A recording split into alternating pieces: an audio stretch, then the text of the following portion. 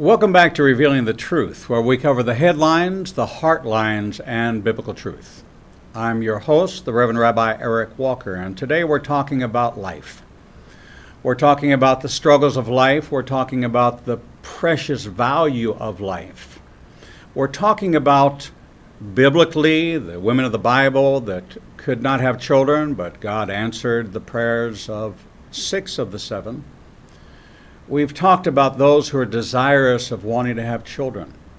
And today we're going to meet with a couple that have a very revealing memoir, a very transparent story to tell. They're welcoming us into their home as they want to share this journey with you because it is both personal and private, but it also is a struggle that others have, and they believe that they have a responsibility to help others, that what they went through, the frustrations that they encountered along the way, that they would help people to navigate. And that actually is the title of their book, Navigating the Road of Infertility.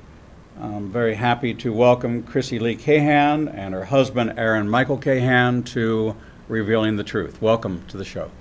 Thank you. God bless you for this. God bless you for sharing your struggle, for being transparent enough, for caring about others enough. In my opening rant, I talked about how we become so selfish, so self-serving, so self-centered, so about us. Yes. That servanthood, the concept of serving the needs of others, even when we have to make personal sacrifice, is something that's slipping away. Yeah. But the two of you have embraced this, that your journey was certainly under the purview of God. God knew every step you were taking. You hadn't fallen out of the sight of God on this journey. And if it pleased God to use this to tell others about it, to expand the kingdom, to bring comfort. We really think God turns our mess into our message. There you go. That's a wonderful phrase. He turned your mess into your message. Well, Chrissy and Aaron want to be parents more than anything else in the world.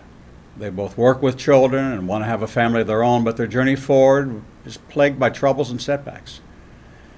They both find out that they each have medical conditions that will affect their ability to conceive a child.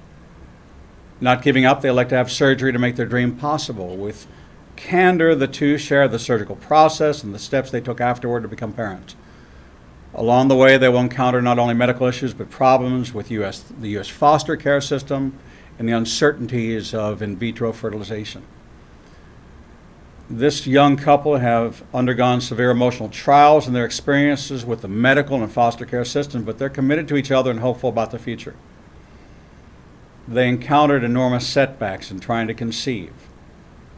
Their journey led them through the broken foster care system. Despite their experiences, they have not lost hope because their faith is not in the natural.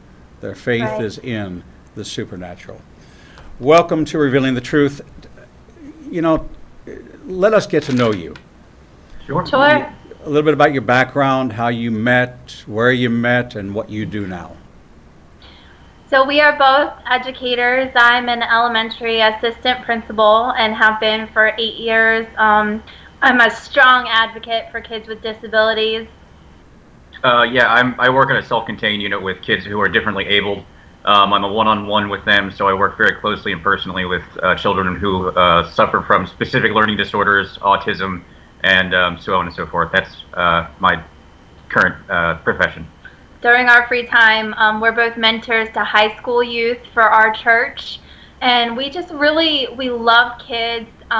We want to be parents. You know, we've never said it has to be our own, and so this was so trying for us because when we couldn't conceive, we assumed it was just God's plan for us to adopt. Okay, and take us a little bit on your journey. So you began the process of deciding, kind of planning when you would have children in your marriage. You two have been married for how long? We've been married for a little less than a year, so we knew each other a couple years before we got married. And then we got married, and on a romantic getaway, we decided, oh, it's time, Okay. let's start planning our family.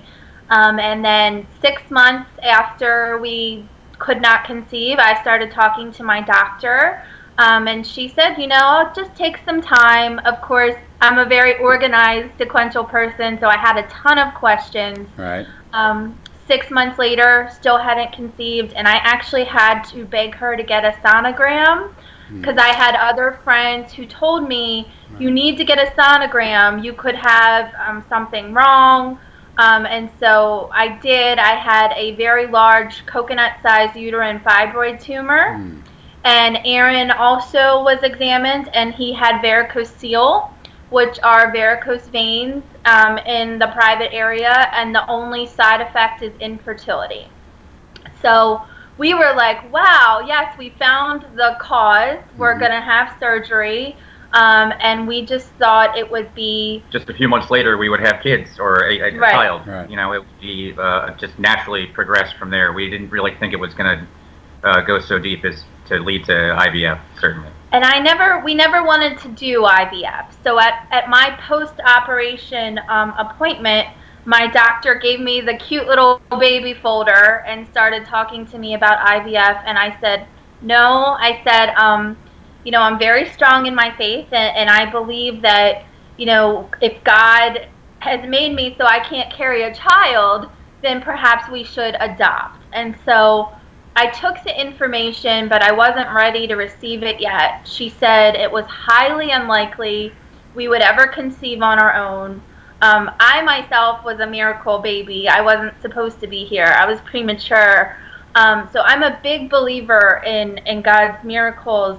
And so it was hard to hear that. And we just kept on trying, praying for a miracle, and then we began going through foster care to try to adopt. So during this period of time, as you're discovering that one has this issue, the other has that issue, what's the dynamic in the marriage? Are you both encouragers, Aaron's and hers, for each other, lifting up each other's arms? Was there a time of tension? Was there a time of, excuse me, any contention, struggle, any battles within? There was certainly a spectrum of emotion, and there was certainly some tension here and there. There was also points when we were just there for each other. We were each other's rock, especially during the surgeries. For both prospective surgeries, we attended. We were there to make sure that the other was okay afterwards.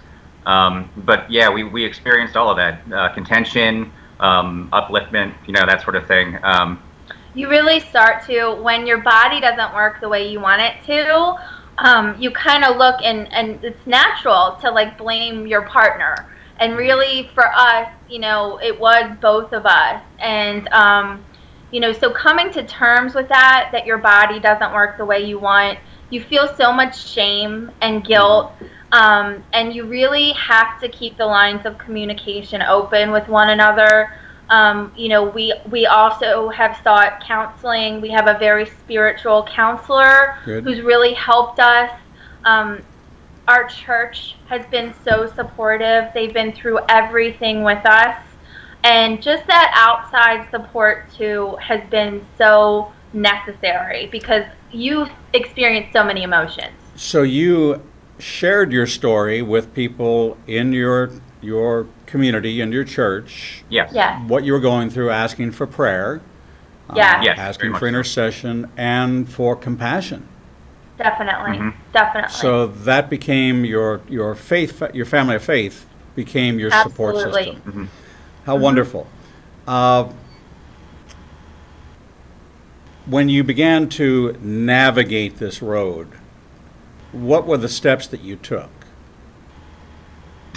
When did Well- you finally conclude that this path or the other? How did you determine which path you were going to go on next, and in what order did you go? We really, so many times, I like to think God is guiding me, and sometimes I just feel like you have to step out and find out if it's the right way. And so when we started foster care, we felt so strongly, oh, this is our path. You know, we started the 29 hours of training. We were so excited, so engaged.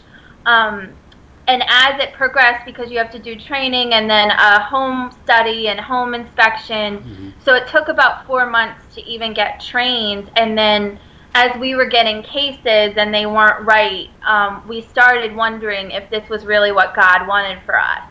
And so we started really praying about that, asking him to guide us. And once we actually got placed with the 2 beautiful girls that we thought we were going to adopt, and encountered how difficult it was, because even when you have those kids, you're not the parents. You still have to interact with the state, and the people working within that department aren't always making the best choices for kids. So it really started making us think we might want our own child. And so that's when we started to consider and pray about if it was IVF, if we should go on that road. So you went from the foster care to then considering the packet of the in vitro fertilization.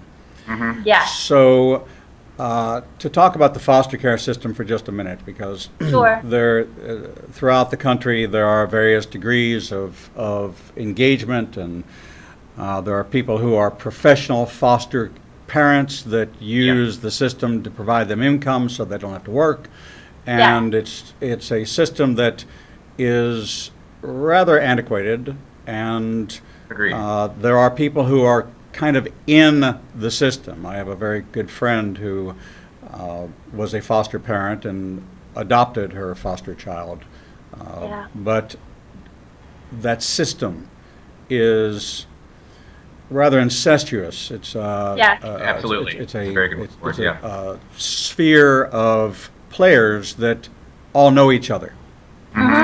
So going into it believing that foster care might work would be, from an idealistic standpoint, until you finally see it, sounds great in concept. But when the real children start showing up and they're not exactly what you expected, and the system wasn't exactly what you expected. Right. Were you disappointed? Were you angry? Were you frustrated? Did you feel a calling to become a champion for foster care? Trying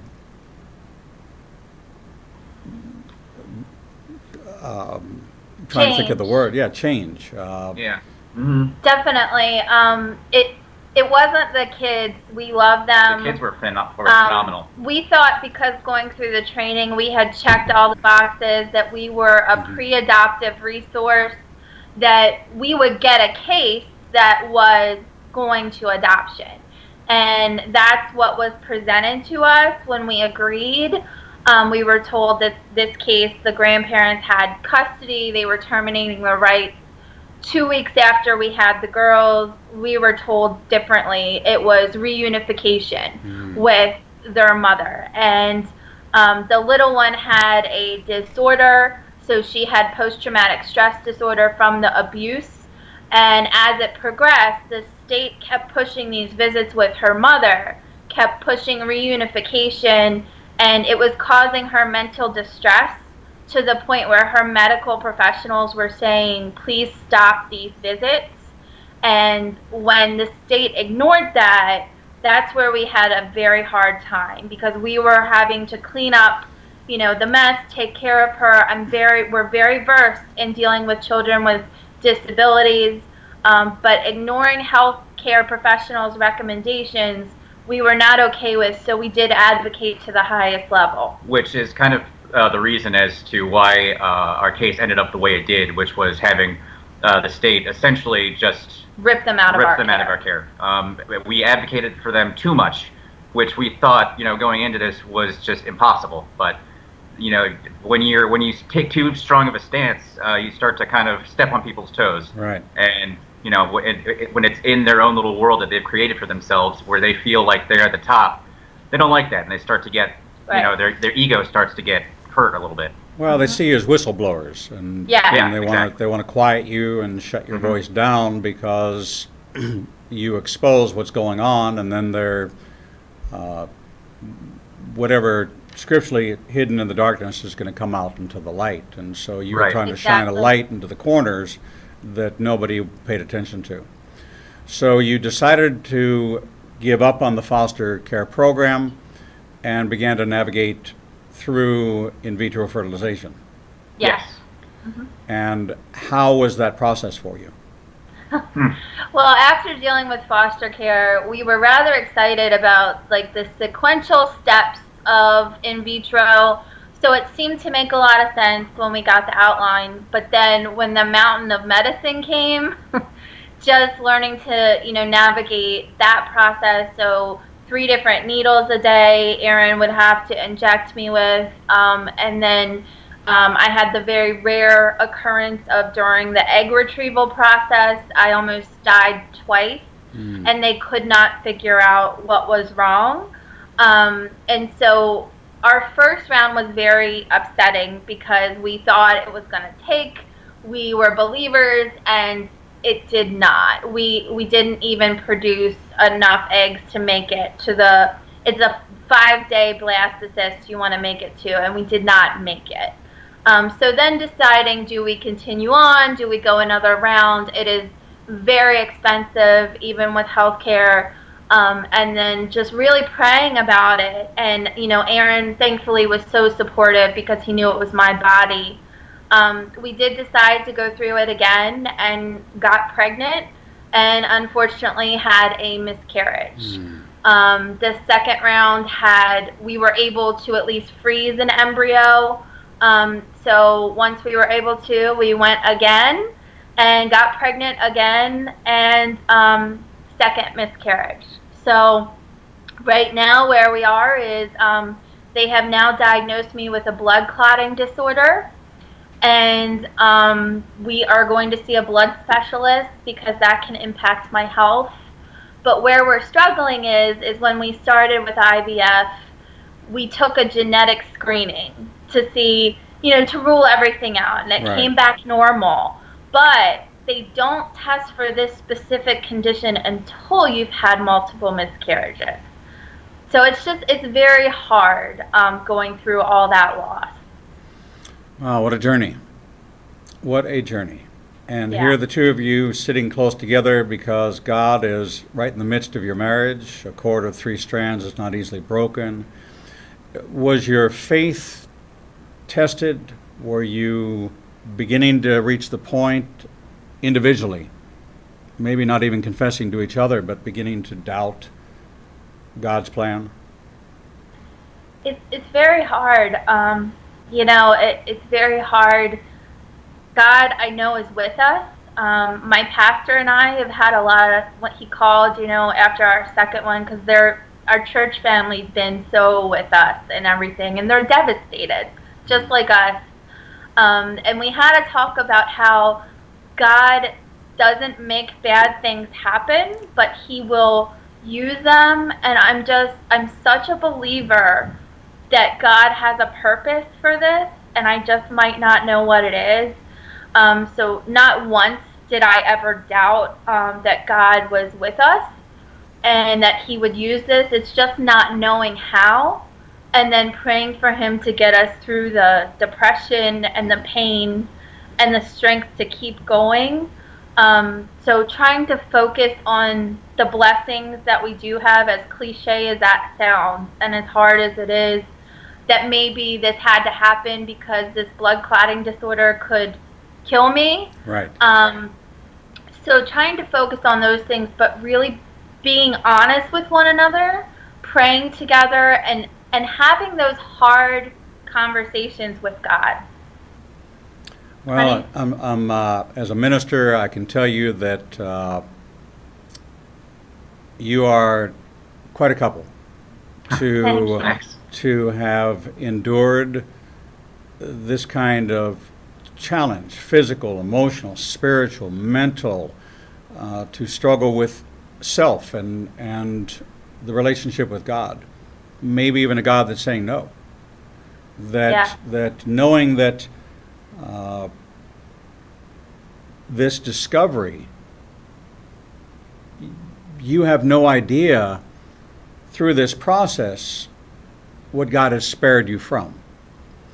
Right. And so, as bad as it is, we don't see around the next corner. So Exactly. this discovery that's going to give you a full life in your marriage and a plan that's going to unfold down the road might not have happened had there been a blood clot thrown and gone. So, you know, I believe in the sovereignty of God. I believe that what the enemy plans for evil, God will work for his good so that many will be saved. But we have to be that overcomer by the word of our testimony, and this is your testimony and the blood of the Lamb. We're talking with Christie and Aaron Kahan, talking about their navigating the road of infertility. We want to dig in a little bit into the book, and you take a lighthearted approach to your chapter naming. It's almost like a journey down the yellow brick road. Yes, that was the intent. Yeah, going to see the Wizard of Oz, and then realizing that the great line of the Wizard of Oz is "Pay no attention to the man behind the curtain." Exactly. Right. So it's now. This is a very contemporary story. I want to make sure that our audience knows that this is this past year and present. This is not a story that is finished. No, not at all. This is a glimpse into what was and what is. And we hope you'll take us past the journey to what is to come. In the book, you share your journey. You share a lot of detail. And I think that in this particular issue, with those who not only are struggling with infertility, but know someone who is, to even comprehend what they are going through, that the level of detail you give gives me such a depth of understanding and appreciation. Now, I'm an adoptive parent, so I only had 6 weeks to prepare, to do the home study, to get the FBI background checks, to get everything done in time, because I was late notice. Amanda was going to be born in 6 weeks. I had to go through the system, but fortunately I had top secret clearance with the government, so I was able to get that process with a lot of favor. So I know what you have to go through just to adopt. Yeah. And I've got a friend who's going through this in vitro process now, and it is complex. It is consuming. The cost out of pocket for you is in the tens of thousands, or is it? Yeah. Yes, it's astronomical. And so here you're working towards and devoted towards and taking your life savings towards having a baby because that's your heart's desire. Yeah. We so appreciate you being here to share this story with us. We're just about to go to break, and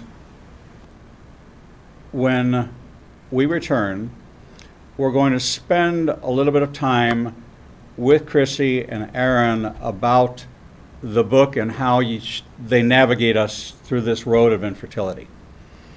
If you're watching now, I want you to go to IANBN, IgnitiangNationBroadcastingNetwork.com, IgnitiangNation.com, IANBN.com, and click on Books and Media.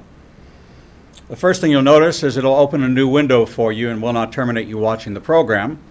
We took care of that this morning at the recommendation of one of our viewers. But go to Books and Media, and you're going to find a book called Navigating the Road of Infertility, Christie Lee Kahan and Aaron Michael Kahan, on today's date of January the 19th. It's also my sister's birthday today, so I want to wish her a very happy birthday. Check this out. If you know someone, if you're contemplating, if you've been through this, you're going to find a tremendous amount of comfort and information. It is not only a story, but it's a resource guide for you as you navigate the road of infertility. So when we return, we'll come back to Christie Lee Kahan and Aaron Michael Kahan for the rest of their story, and we'll be right back.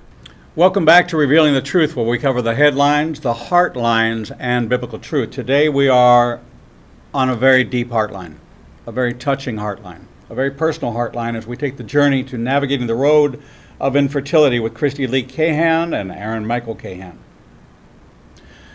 They are still navigating this road. This is a contemporary story. This is not a story which has ended, but a story which they take you to the beginning and take you to this point in time when they have navigated through in vitro fertilization, as they've told us. I want to ask a couple questions of you. How prevalent, statistically speaking, is infertility? How common or uncommon is it really?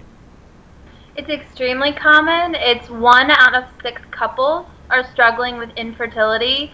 It's 7.3 million American women and over 5 million Canadians right now are all struggling with infertility.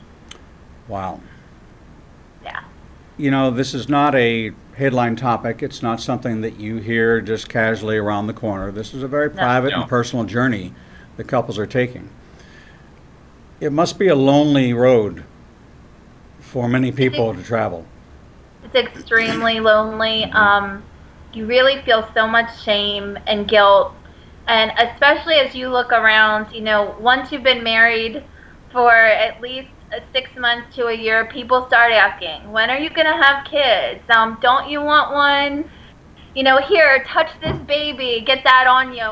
And you want to. It's how do you respond to that? If you know that there's 7.3 million couples out there right now being asked that same question by members of the family, and they haven't really shared, or members of the community and they don't know how to share, how do you encourage them? Because I know that in the adoption process, you're to be very vocal. I'm looking to adopt a child. I want to adopt a child. You tell everybody. I know a couple that they said to somebody in a bowling alley, and the couple next to them said, "Oh, you're looking to adopt," and they paired them up with their child's child, and they adopted a child through networking at a bowling alley. Right. So this, though, is much more private. This is much more personal. And we're kind of an anomaly because we got real tired of that question early on and just put our story out there. It really depends on your comfort level as wanting to share your journey, and you give yourself permission to share whatever you want to share and to keep whatever you want to keep. There are different ways you can respond. You can act like you don't want to have kids and say, oh, well, we're just enjoying being married. You can have a faith-filled response where you say, you know, it's all in God's timing. Or you can be honest and say, you know, we're really trying and it's not working out. But be prepared, because then what happens is, you know, people are not trying to upset you. They want to connect. They want to talk to you about it. So they will offer normally their advice. Oh, have you tried, you know, blah. And it can get very awkward very fast. Or, oh, I knew a hairdresser who couldn't have, is always a friend of a friend. And that's hard, because when you hear those stories, it's like always something that worked out for someone who isn't you. Right. And that's not really very encouraging. So it's easy to get discouraged if you're in that position. Now, how long have you been married now? We're about to be married 5 years in August. 5 years. And so you've been navigating this for the last 4.5 years. Yes.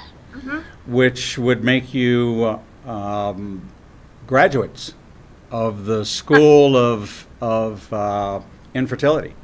Yeah. 4.5 years gets you a bachelor's degree, and you know, six months into your postgraduate. So you're really focused and developed an expertise. Definitely. We're a little past the participation trophy. Yeah, I would say so. There you go. it's quite interesting to me that this impacts 7.3 million couples, but it's not, there's not an awareness. No. It's And it's really a taboo subject.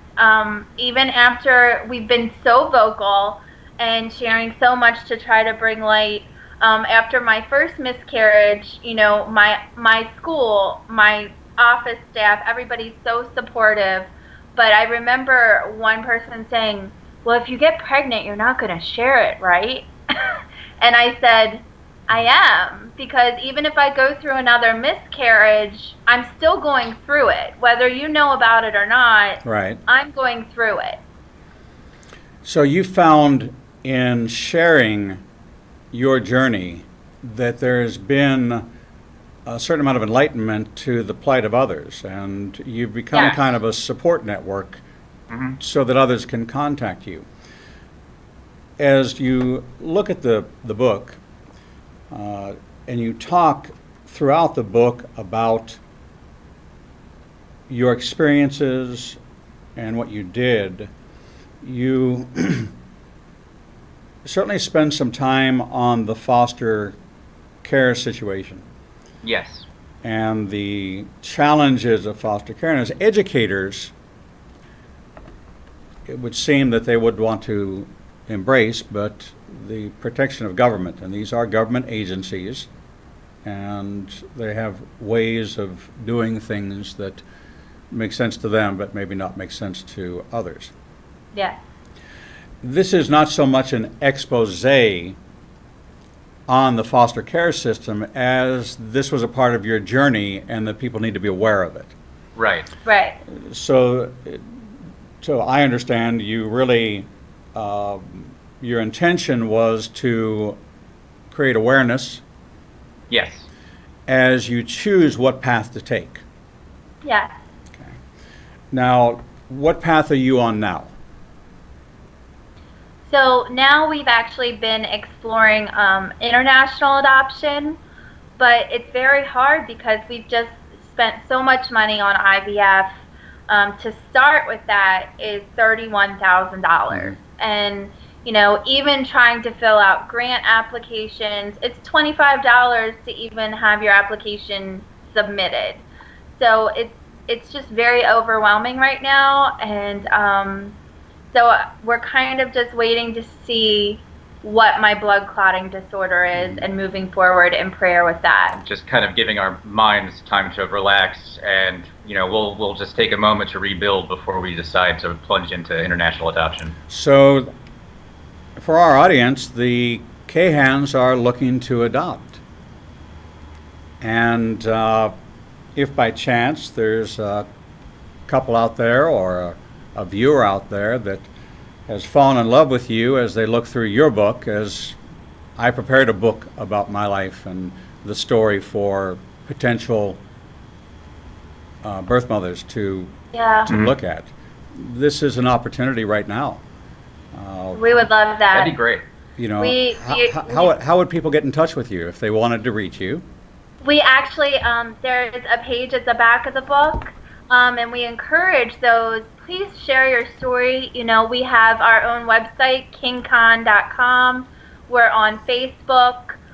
Please reach out. I've had several women just send me friend requests, send me messages, sharing their stories. That's why we did this. We just want to be there for you, help you. If by God's grace there is someone out there that is looking for a couple to adopt, we would be so honored Absolutely. to be considered. We just want to be parents. We don't care about gender. We don't care about race. We just want children to love. And really, we have been through so much trauma. We lost 2 girls that we loved and then 2 babies, and we still feel that desire in our hearts to be parents. That's wonderful. That website address, I'll spell it out for you, http://www.king, K-I-N-G, and you say Kahan? Kahan, Kahan.com. And click subscribe, and they will send you a personalized message in return. And Definitely. I would love it if that message that you attach to your subscription is we have a baby for you. Oh, so would we. That would be What a great. miracle. Yeah. You know, that's where the networking comes in. I got to experience that Right. area. People don't realize that the 5 out of 6 couples that do not face infertility, that the cost associated with having a child through the regular process, if you would, is quite inexpensive. Yeah. My adoption just in 6 weeks was over $30,000. Wow. Yeah. Yeah. And this was in California, so there are incredible costs involved. All the medical expenses that had to be taken care of, all the housing expenses, all the things that went along with it. And an agency has to be an intermediary Yeah. so that you can't negotiate or deal directly with the birth mother as it appears that you were purchasing a child. There are Right. very fine lines being drawn that you cannot, and you have to have legal representation in the process. So between the attorney's fees, the agency fees, the medical expenses, it winds up being an incredibly expensive process that the average couple does not experience. So Correct. the compassion and the even sympathy or empathy is not there because they, they've got They don't know. they have a deductible on their insurance, maybe a copay, and then it's the regular expenses. As you navigate this road, I want to talk about the faith component for a minute. Most people say that God has 3 answers: yes, no, and not now. But not now is a form of no. So he really only has 2 answers: yes and no. As you look at this, and God is saying no at this point, how does that make you feel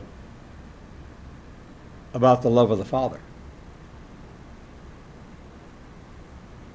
Still having those conversations, so it doesn't make me feel any less inhibited about my faith. Like, God has been the only one who's been with me through good, bad, and ugly. And I think sometimes the difficult situations are the ones that bring you closer to God. And I really, I'm very lucky because I am one of those people that I feel like I can hear that still small voice of God when I get very quiet. And when this happened, I really felt him say to me, until you truly do nothing, I can't do anything. And so we've talked about that, we've prayed about that, because so often we get into our own works, create our own Ishmael, and then it's not God's plan. Mm-hmm. So right now I think just sitting still, continuing on, letting God guide us for our purpose. So, getting up, showing up, still going to church, being youth mentors, still helping kids on our own way, and helping people is just what we're trying to focus on. Well, you have reached a level of spiritual maturity that is not common. Most people hold on, and when they feel it slipping away, they grab a hold even harder. Yeah. And God cannot work. He can never get the glory if we're participating, we're involved. It's the story of Pharaoh. As Pharaoh's heart began to soften, God had to intervene and harden it so that God would get the glory. Yeah. If you keep your hands on it, how do you know? Did we do this? Did we orchestrate this, or did God orchestrate this? And so it also has the same message with forgiveness and with offenses and things like that. You have to let go of it. You have to release it so that God can have his day to do what pleases God.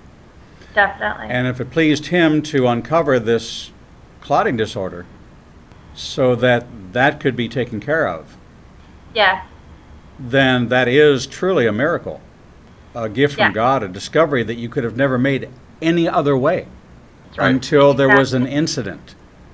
And this truly is God sparing you. This truly is this navigating this road is taking you to a point that you would have never gotten to otherwise, to discover this, which is in its own right, the gift of life.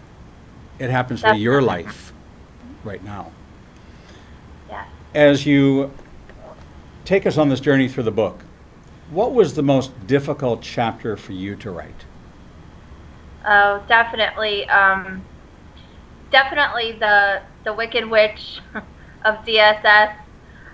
So the ending of the foster care and then beginning the IVF, the sting of losing the two girls we thought were ours. We love them. We still love them and pray for them quite often. But that was definitely the hardest to write because of all the emotions. Now, in this, you collaborated in the writing of this book? Yes. We actually had writing date night. Nice. Yeah. Nice. And you appear to be extremely organized and well thought out and well planned. So did you outline the book first, or did you just begin writing? We outlined the chapters. You hit it right on the head. We wanted it to be outlined in comparison to the Yellow Brick Road. And the one thing I think there, don't look at the wizard behind the screen. There are doctors, but then there is God. Right. And so we're really waiting to see the true ending from God. And it's so interesting along the way, the people that try to tell you even like supernatural things that aren't from God, that you're gonna keep your baby, it's gonna be healthy, but no one knows. Right. God knows. Right. The fact that you drew so many people into your story and the local community, and now you're taking this story public, what was the real motivation for telling this story? What was your hope and desire, a desired outcome for sharing your story with the public? To help people not be alone, to know that it's okay that you have us as a network, even if you feel like you can't talk to anyone else. So if you've gone through infertility, if you're going through infertility, if you know someone who's going through infertility, if you've gone through foster care, if you've gone through adoption, we're here for you. Anything like that. Miscarriage, especially the man is very overlooked in this process. He's very much affected by it as well. So it's just, you're not alone. You can feel that cold isolation, but we're here for you. As a man, Aaron, yeah, your manhood comes into question. Yeah. You begin to doubt yourself, and I can imagine that struggle was a difficult one for you.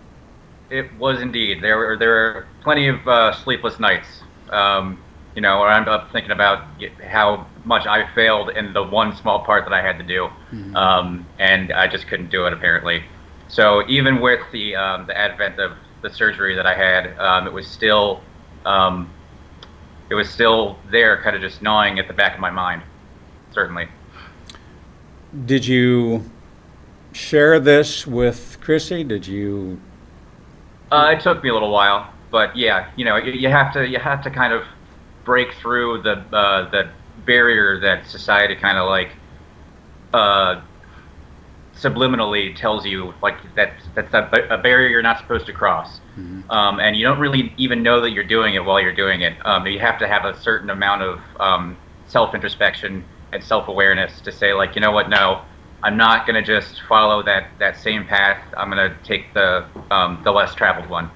And that's when you start to open up and talk about your feelings, and which is not something that I know a lot of macho American men don't like to do, but it's the only path to healing and the only path to maintaining a healthy relationship. It's so important that Christie acknowledged that the man is overlooked. Yeah. I can imagine the feeling. I was never intentionally looking to have children or to adopt a child, so this was all brought to me. So I never went through any of those struggles. I was a businessman. I had a career. That's what I did. I worked long days and nights and provided and that was great, and it was a life of a lot of travel. But for the couple that has their hearts set, I can imagine that of the two of you, the more lonely of the two of you might have been Aaron. Yes. I think it's especially in miscarriage, even more so, just because you really, and neither of us really had any control, but you know, I was definitely more depressed and withdrawn into myself. Now, Aaron, you're facing two struggles. You're facing a identity crisis as a man, and your wife, your partner, your helpmate, a part of you, because the two shall leave their mother and father and cleave to each other, and they shall become one. So now part of you is suffering while you're still suffering. How do you navigate that? How do you work your way through that, where you become more focused on your partner than you are on your own struggle? Well, there's no one right way to do that. It's like it's a day by day thing.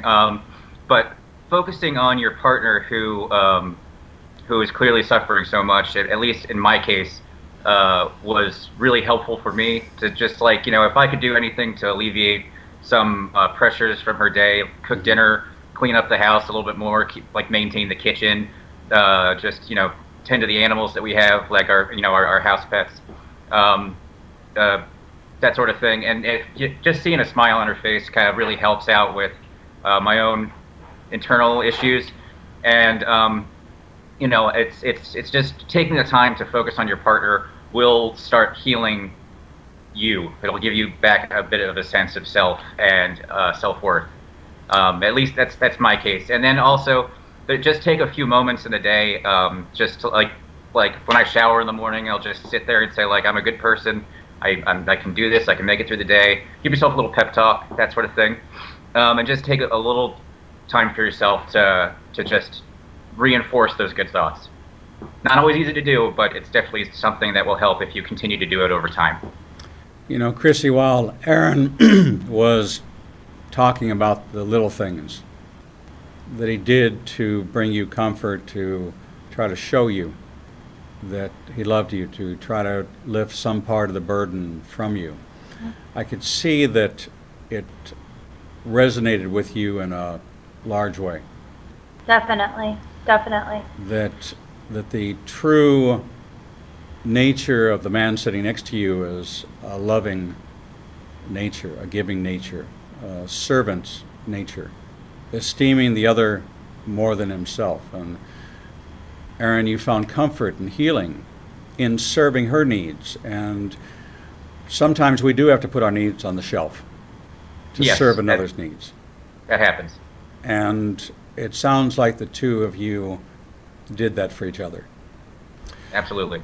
Christie, during break we talked about there was a message that you wanted to send to the audience. We've got about a little over 2 minutes left. Would you share that message now? Absolutely. You know, we would have loved nothing more than to have a perfect happy ending for our book. And that is not real life, and that's not how it happened. So as I was struggling to write the end of the book, I really felt like God showed me this passage. As I was trying to find a way to give this story a worthy written ending, I came across a video on social media articulating a lesson a father was trying to teach his daughter, who had determined she could no longer face the obstacles in life because they just kept coming one after another. He boiled 3 pots of water, putting in potatoes, eggs, and coffee. When they were done, the potatoes had gone from hard to soft, the eggs had gone from fragile to hardened, and yet the coffee remained unchanged by the water. The father explained that in spite of each of these items facing the same obstacle, the coffee was the only one that had not changed. Instead, the coffee was the one that changed the water and made it into something new. The father then asked the girl which one she would be. I already know which one I am. I am without a doubt the coffee, which is why I wanted to get this story out, because these experiences will not harden me. In turn, they will also not break me down into someone soft who would easily sacrifice his or her beliefs. Instead, I am hoping that if enough people read this, they will know that we can all be coffee, changing the water together. Perfect message, perfect ending to this time we're spending with Christie Kahan and Aaron Michael Kahan, spelled Kahan. The book is entitled Navigating the Road of Infertility. It's available at ignitiangnation.com in the books and media section. I want to encourage you to take this journey with them, to walk on this road, on this path alongside of them, and to join with them in this message of comfort that you are not alone, this message that you can make it through this, and it is a journey, not a destination, and that God is going to bring encouragement along the way and may even reveal a medical condition that you didn't know you had in order to spare you from something worse. I thank you so much for being with us today here on Revealing the Truth. God bless you. When we return, we're going to visit with Linda Zanacco, who wrote He Knows Your Name, How One Abandoned Baby Inspired Me to Say Yes to God. Join us when we return. We'll be right back.